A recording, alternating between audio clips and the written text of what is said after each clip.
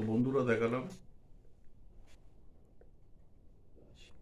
Butter chicken, দেখালাম এই যে এখানে আছে নতুন গুড়ের পায়েস এটা আর পায়েস না, শশা। স্যালাড এটা। এই তো নতুন, এই তো দেখালাম নতুন ও, গুড়ের পায়েস, এটাই তো দেখালাম। আর এটা কি? এটাই স্যালাড। হুম। আমি জাস্ট ইয়ে করে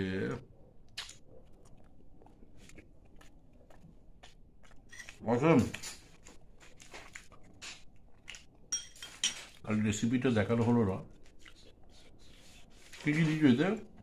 এতে সমস্ত মশলার মানে গোটা গোটা মশলা, আদা, রসুন, পেঁয়াজ, টমেটো, মগজ, কাজু বাদাম, তারপরে কসুরি মেথি, পোস্ত, সমস্ত কিছু, ধনে জিরে গোটা সমস্ত দিয়ে পিষে বয়েল করলাম, বয়েল করে তারপরে পিষে বাটার দিয়ে পুরো মাংসটা হলো। আর একটু টক দই ক্রিম, আর ক্রিম দিয়েছি।